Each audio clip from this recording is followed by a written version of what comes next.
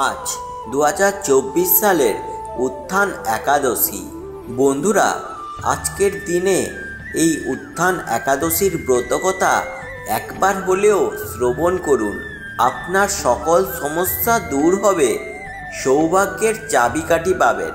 শ্রী হরির কৃপা সর্বদা আপনার ওপর বজায় থাকবে।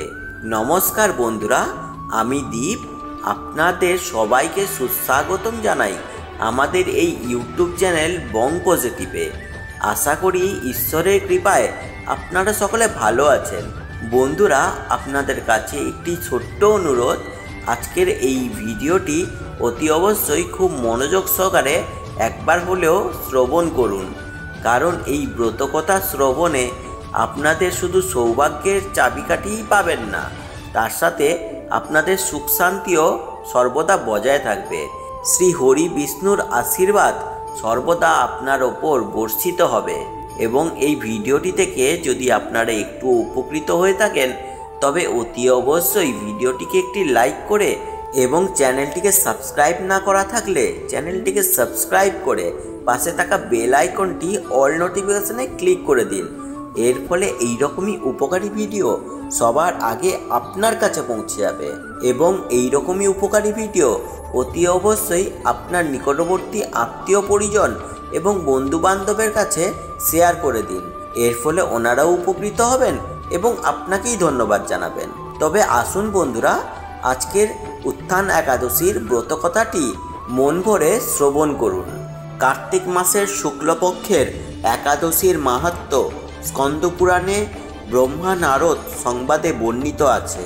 মহারাজ যুধিষ্ঠির বলেন, হে পুরুষোত্তম, দামোদর বা কার্তিক মাসের শুক্লপক্ষের একাদশীর নাম আমার কাছে কৃপা করে বর্ণনা করুন। শ্রীকৃষ্ণ বলেন, হে রাজন, কার্তিক মাসের শুক্লপক্ষের একাদশী উত্থান নামে খ্যাত। প্রজাপতি ব্রহ্মা পূর্বে নারদের কাছে এই একাদশীর মহিমা কীর্তন করেছিলেন। এখন তুমি আমার কাছে সে কথা শ্রবণ করো। দেবর্ষি নারদ প্রজাপতি ব্রহ্মাকে বলেন, হে মহাত্মা, যে একাদশীতে ভগবান শ্রী গোবিন্দ স্বয়ং থেকে জেগে ওঠেন, সেই উত্থান একাদশীর মহিমা আমার কাছে সবিস্তারে কীর্তন করুন। ব্রহ্মা বলেন, হে নারদ, উত্থান একাদশী যথার্থই পাপ নাশিনী, পুণ্য বর্ধিনী ও মুক্তি প্রদায়ী। এই একাদশী ব্রত নিষ্ঠার সাথে পালন করলে 1000 অশ্বমেধ যজ্ঞ ও শত শত রাজসূয় যজ্ঞের ফল অনায়াসে লাভ হয়। জগতের দুর্লভ বস্তুর প্রাপ্তির কথা আর কি বলবো। এই একাদশী ভক্তিপরায়ণ ব্যক্তিকে ঐশ্বর্য, প্রজ্ঞা, রাজ্য ও সুখ প্রদান করে। এ ব্রতের প্রভাবে পর্বত প্রমাণ পাপ রাশি বিনষ্ট হয়। যারা একাদশীতে রাত্রি জাগরণ করেন, তাদের সমস্ত পাপ ভস্মীভূত হয়। শ্রেষ্ঠ মুনিগণ তপস্যার দ্বারা যে ফল করেন, এই ব্রতের উপবাসে তা পাওয়া যায়।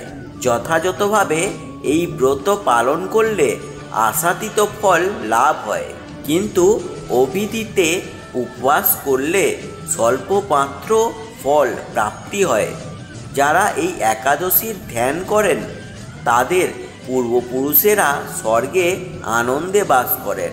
এই একাদশী উপবাস ফলে ব্রহ্মহত্যা জনিত ভয়ঙ্কর নরক যন্ত্রণা থেকে নিস্তার পেয়ে বৈকুণ্ঠ গতি লাভ হয়।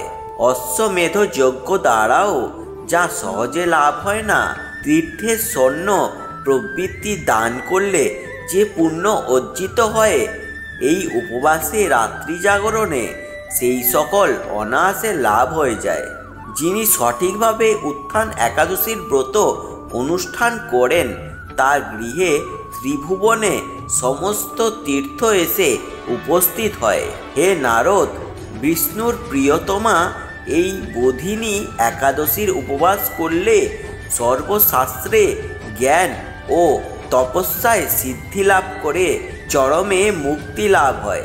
যিনি সমস্ত লৌকিক ধর্ম পরিত্যাগ করে ভক্তিভরে এই ব্রত উপবাস করেন তাকে আর পুনর্জন্ম গ্রহণ করতে হয় না। এমনকি মন ও বাক্য দ্বারা অর্জিত পাপ রাশিও শ্রী গোবিন্দের অর্চনে বিনষ্ট হয়। হে বৎস, এই ব্রতে শ্রদ্ধা সহকারে শ্রী জনার্দনের উদ্দেশ্যে স্নান, দান, জপ, কীর্তন ও হোমাদি করলে অক্ষয় লাভ হয়। যারা উপবাস দিনে শ্রীহরির প্রতি ভক্তি ভরে দিন যাপন করেন তাদের পক্ষে জগতে দুর্লভ বলে কোনো কিছুই নেই। চন্দ্র ও সূর্যগ্রহণে স্নান করলে যে পুণ্য হয় এই উপবাসে রাত্রি জাগরণে তার সহস্র গুণ সুকৃতি লাভ হয়। তীর্থে স্নান, দান, জপ, হোম, ধ্যান আদির ফলে যে পুণ্য সঞ্চিত হয় উত্থান একাদশী না করলে সে সমস্ত নিষ্ফল হয়ে যায়। হে নারদ, শ্রী হরি বাসরে শ্রী জনার্দনের পূজা বিশেষ ভক্তি সহকারে করবে, তা না হলে শত জন্মার্জিত পুণ্য বিফল হয়ে। হে বৎস, যিনি কার্তিক মাসে সর্বদা ভাগবত শাস্ত্রাদি অধ্যয়ন করেন তিনি সর্বপাপ মুক্ত হয়ে সমস্ত যজ্ঞের ফল লাভ করেন। ভগবান শ্রীহরি ভক্তিমূলক শাস্ত্র পাঠে অত্যন্ত সন্তুষ্ট হন, কিন্তু দান, জপ, যজ্ঞাদি দ্বারা তেমন প্রীতি হয় না। এই মাসে শ্রী বিষ্ণুর নাম, গুণ, রূপ, লীলাদি শ্রবণ, কীর্তন অথবা আদি শাস্ত্রগ্রন্থ পাঠের ফলে শত শত গোদানের ফল অচিরেই পাওয়া যায়। অতএব হে মুনিবর, কার্তিক মাসে সমস্ত গৌণ ধর্ম বর্জন করে শ্রী কেশবের সামনে শ্রী হরিকথা শ্রবণ কীর্তন করা কর্তব্য। কোনো ব্যক্তি যদি ভক্তি সহকারে এই মাসে ভক্ত সঙ্গে শ্রী হরিকথা শ্রবণ ও কীর্তন করেন তবে তার শতকুল উদ্ধার প্রাপ্ত হন এবং হাজার হাজার দুগ্ধবতী গাভী দানের ফল অনায়াসে লাভ করেন। এই মাসে পবিত্রভাবে শ্রীকৃষ্ণের রূপ গুণাদির শ্রবণ কীর্তনে দিন যাপন করলে তার আর পুনর্জন্ম হবে না। এই মাসে বহু ফলমূল, ফুল, কর্পূর ও চন্দন দিয়ে শ্রীহরির পূজা করা কর্তব্য। সমস্ত তীর্থ ভ্রমণ করলে যে পুণ্য সঞ্চয় হয় উত্থান একাদশীতে শ্রীকৃষ্ণ পাদপদ্মে অর্ঘ্য প্রদানে তার কোটিগুণ সুকৃতি অর্জিত হয়।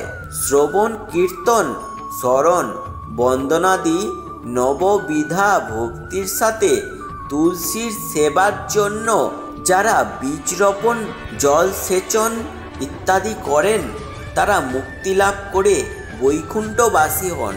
হে নারদ, সহস্র সুগন্ধি পুষ্পে দেবতার অর্চনে বা সহস্র যজ্ঞ ও দানের যে ফল লাভ হয় এই মাসে শ্রীহরি বাসরে একটিমাত্র তুলসী পাতা শ্রী ভগবানের চরণ কমলে অর্পণ করলে তার অন্তর কোটিগুণ ফল লাভ হয়।